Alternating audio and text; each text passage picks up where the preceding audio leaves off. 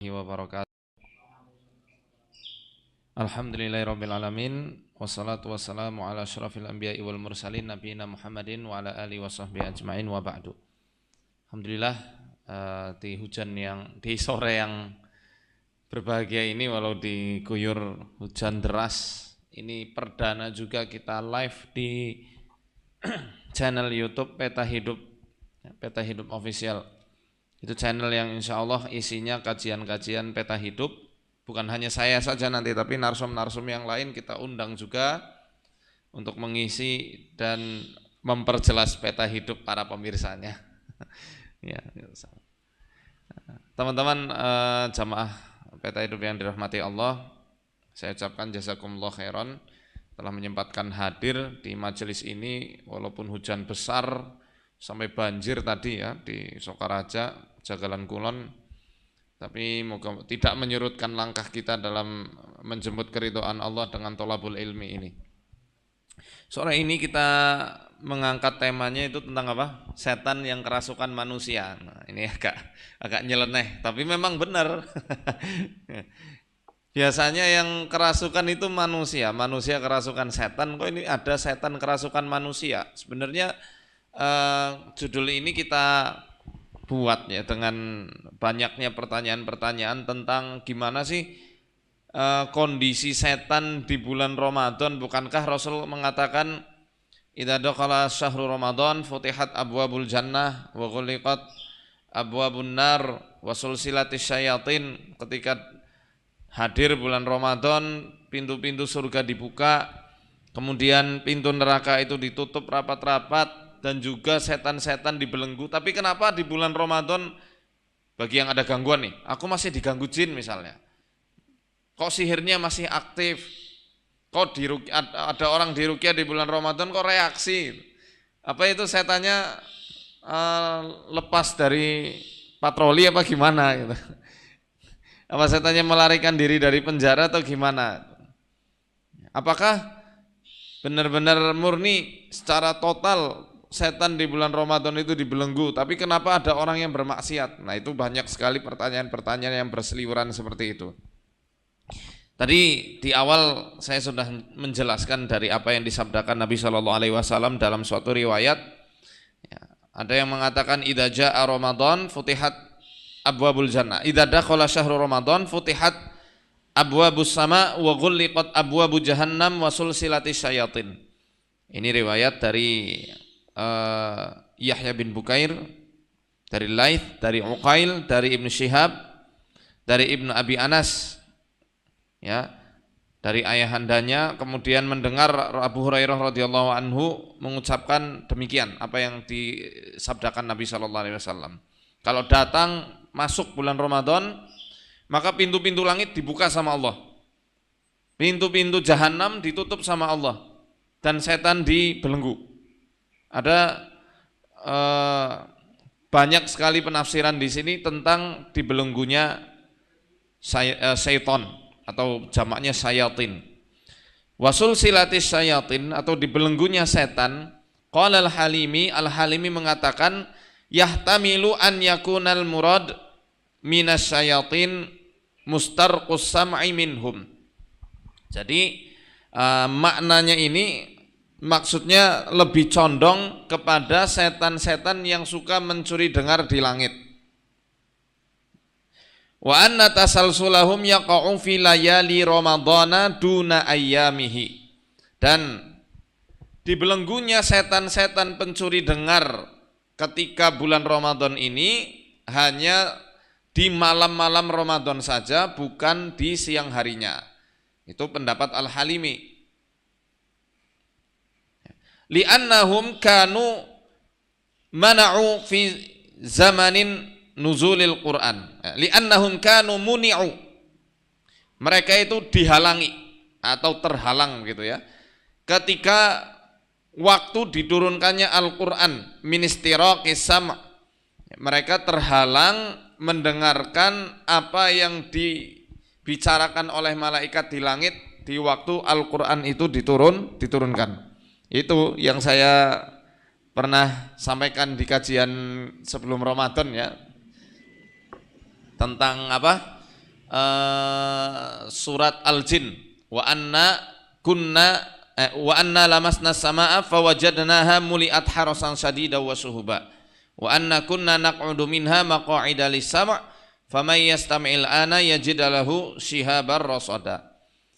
Dulu kami itu bisa mencapai langit, mendengarkan apa yang ada di sana, kabar-kabarnya. Tapi sekarang kami menemukan banyak sekali penjagaan yang super ketat. Ya, langit itu dipenuhi dengan penjagaan-penjagaan yang sangat ketat. Dan dulu kami bisa duduk di sana untuk mendengarkan kabar langit. Dan siapa yang sekarang berusaha untuk mendengarkan atau mencuri berita di langit, maka dia telah diintai dengan panah-panah api yang siap membakarnya. Jadi ini apa namanya, ayat yang serupa dengan apa yang menjadi pendapatnya Al-Halimi. Jadi ditangkapnya mereka justru malah di malam harinya.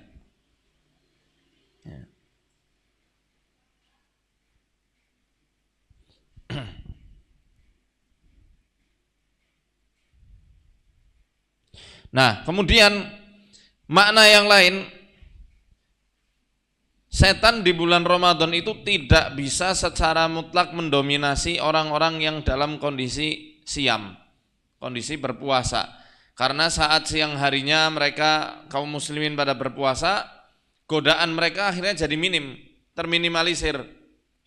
Dari yang misalnya di hari-hari sebelum Ramadan mereka menggoda manusia untuk makan makanan yang berlebihan sekali, disuruh supaya saling berantem satu sama lain. Ketika bulan Ramadan saat berpuasa, kaum muslimin yang benar-benar memaknai puasanya akan mencegah dirinya dari perbuatan yang mungkar. Enggak mau gibah, enggak mau berantem, enggak mau hal-hal yang sia-sia. Sehingga di saat-saat itulah mereka itu, setan-setan maksudnya, kesusahan menggoda manusia di celah itunya. Tapi kalau di malam hari, nah mereka bisa lagi menggoda. Ini pendapatnya, namanya pendapat-pendapat kayak ini banyak sekali ya. Jadi ada yang mengatakan itu maknanya kiasan, ada juga yang maknanya memang hakiki. Namun saya punya gambaran tersendiri ya, di mana setan kok ketika bulan Ramadan kok banyak sekali manusia-manusia yang malah jadi setan gitu. Jadi sebelum bulan Ramadan tiba, iblis dan para dedengkotnya ini telah menabung 11 bulan sebelum Ramadan.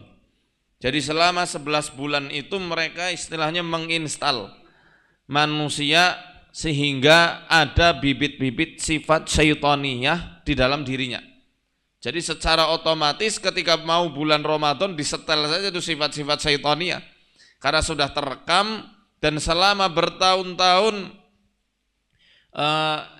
berbulan-bulan gitu ya, 11 bulan sudah ditabung sedikit demi sedikit sama setan-setan itu, sehingga ketika bulan Ramadan walaupun dedengkotnya setan yakni iblis dan bala tentara yang kuat-kuat di antara mereka itu sudah dibelenggu, manusia secara otomatis sudah beranjak menjadi manusia setengah setan ya.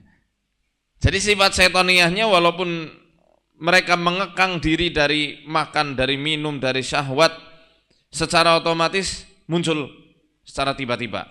Baik itu misalnya hasad, kiber, takabur ya, kesombongan, atau permusuhan, atau kecenderungan pada perkara-perkara yang tidak Allah ridhoi, yang Allah haramkan, itu masih ada dalam bibit-bibit manusia. Bukankah manusia ini juga punya perangkatnya sendiri? Kita ini punya ego, punya hawa nafsu, punya otak kita sendiri. Dan hawa nafsu ini yang membuat manusia itu tergeret untuk masuk kepada perkara-perkara yang jahat, yang buruk. Jadi yang namanya hawa nafsu menggeret manusia itu masuk ke dalam perkara-perkara yang jahat. Dan enggak semua perkara jahat itu pasti ditimbulkan sama ulah setan. Ya, enggak semuanya karena ulah setan. Dan ini digambarkan di Quran di dalam surat Ibrahim ayat 23. Apa? Di situ Allah firmankan ketika hari di mana Allah sudah tentukan semua perkara-perkara, setan berkhotbah. Asyaiton di sini maksudnya adalah iblis. Iblis berkhotbah karena dia jadi pimpinan para setan-setan. Ya. Innallaha wa'adakum wa'dal haqqi wa wa'adtukum fa akhlaftukum. Allah sudah menjanjikan sebuah janji yang benar. Ya, sedangkan aku menjanjikan janji yang palsu kepada kalian. Aku mengingkari janjiku sendiri. Ya. Dan setan kan bilang, aku ini nggak punya kuasa apapun atas diri kalian. Illa an da'autukum fastajabtum li. Kecuali aku cuma menyeru kalian pada perkara-perkara maksiat, pada perkara-perkara yang Allah haramkan, pada dosa-dosa yang kecil maupun yang besar. Aku cuma bisikin, aku cuma menyeru, ngawe-ngawe istilahnya orang Jawa. Melambai-lambai, sini-sini. Ada yang enak nih dalam perkara kemaksiatan, ada yang enak nih dalam perkara dosa. Aku nggak mampu geret manusia satu persatu tuh nggak mampu iblis. Illa an da'autukum fastajabtum li. Aku ngawe-ngawe, aku melambai-lambai, memanggil kalian, kalian mendekati. Fala talumuni walumu anfusakum. Maka jangan kalian cerca aku, cercalah diri kalian sendiri. Suruh siapa mau ngikut, udah tahu itu dosa, udah tahu itu haram, udah tahu itu maksiat dan Allah tidak meridhoi. Kenapa kalian ngikut apa yang aku seru kepada kalian? Nah, jadi karena iblis itu memang punya seruan-seruan, ya. Dan setiap harinya siang dan malam selama 11 bulan setiap tahunnya, ya. Para korin-korin itu membisikkan perkara-perkara yang batil, ya sudah terekam dan menjadi kecintaan pada jiwa seseorang. Sehingga di bulan Ramadan ada orang yang nggak mau puasa, ada orang yang nggak mau sholat, ada orang yang ketika sholat pikirannya itu tidak tertuju kepada Allah, tapi pada perkara-perkara duniawi saja. Ada orang yang ketika di bulan Ramadan tapi malah mencuri. Itu bukan manusia yang kerasukan setan, setannya yang dirasuki sama manusia. Ingat ya, syaitan ini bukan spesies makhluk tersendiri. Syaitan adalah nama sifat yang disematkan untuk makhluk-makhluk pembangkang, untuk makhluk-makhluk yang durhaka, yang sombong, yang gak mau taat pada perintah Allah dan jauh dari kebaikan. Itu dinamakan dengan syaitan. Jadi setan itu bukan spesies tersendiri. Yang namanya spesies makhluk, ya jin diciptakan dari apa? Dari api. Ada manusia dari tanah liat, ada malaikat itu spesies dari cahaya dan seterusnya. Yang dari tanah liat juga punya banyak spesies. Tak ada tumbuhan, ada hewan-hewan. Hewan-hewan banyak lagi cabangnya. Apa saja ada yang pemakan, ada yang karnivora, herbivora, yang omnivora. Kalau setan sendiri dia bukan spesies tertentu, tapi sifat yang disematkan atas makhluk-makhluk yang durhaka, yang pembangkang. Jadi, berarti di kalangan hewan ada yang disifati setan, ada.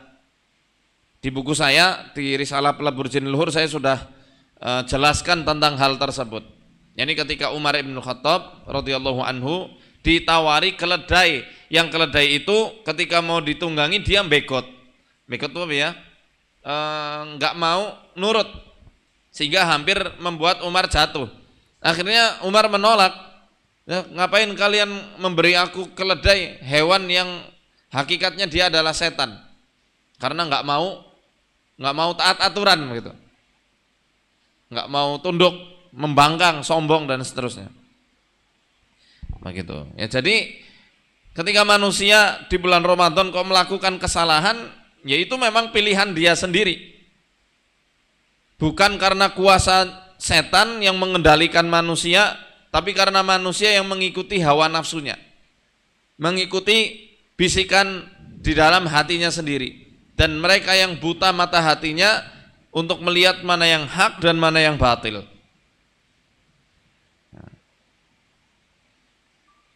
Itu. Jadi sifat setan yang ditempel sama manusia. Kalau kita udah tahu hal tersebut, ya jangan sampai masuk kepada perkara-perkara kayak gitu. Ya. Kemudian melanjutkan pada pembahasan yang ada di dalam kitab ini. Tadi kita membahas dari Al-Halimi, ini dari Fudail bin Iyad. Beliau mengatakan yahtamilu annahu ala zahirihi.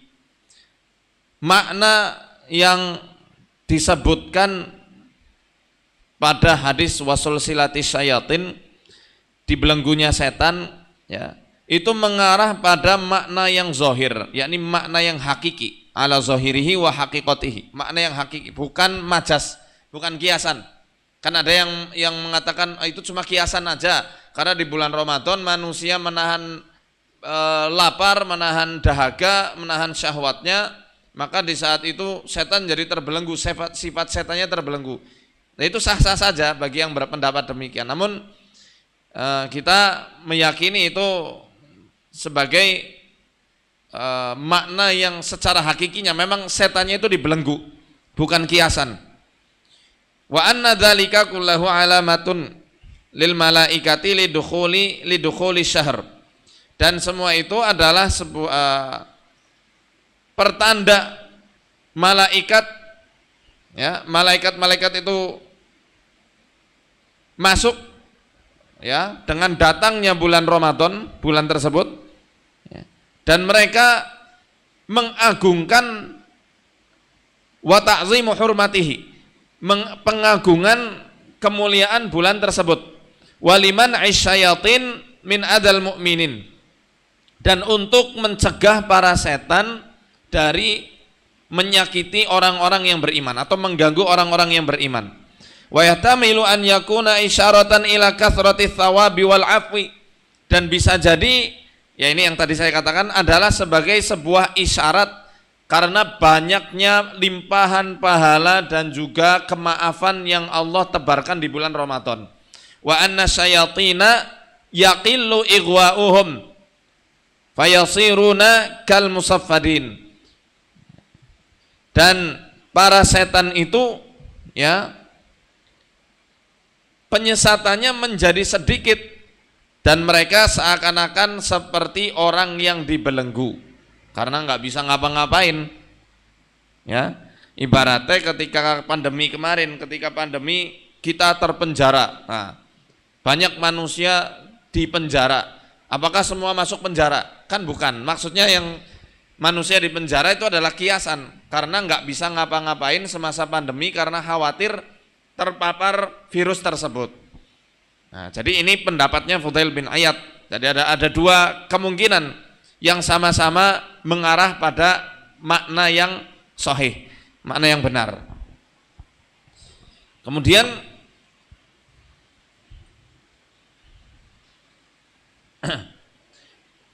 At-Taibi mengatakan faidatu fathi abwabis samai, ya, tauqiful malaikah ala istihmadi fi'lis shaimin, ya.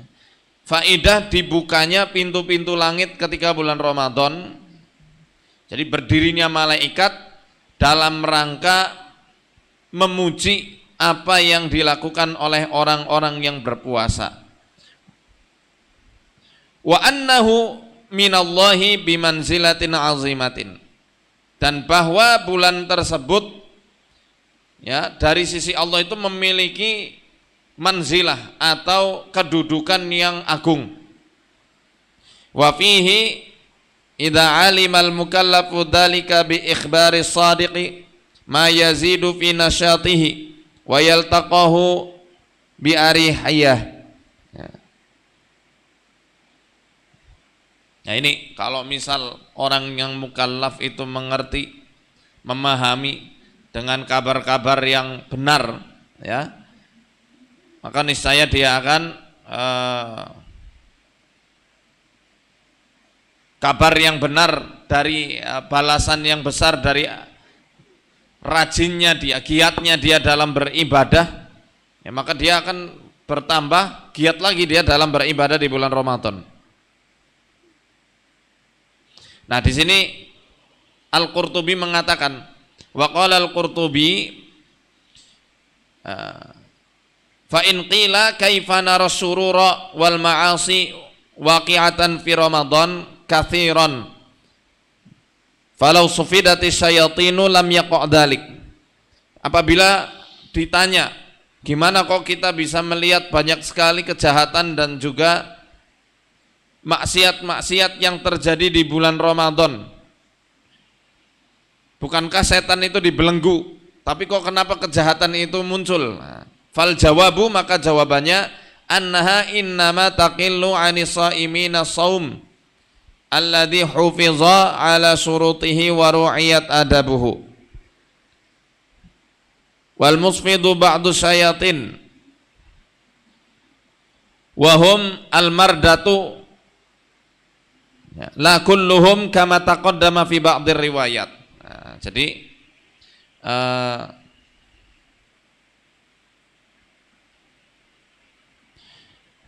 di sini juga dijelaskan bahwa yang dibelenggu di bulan Ramadan itu adalah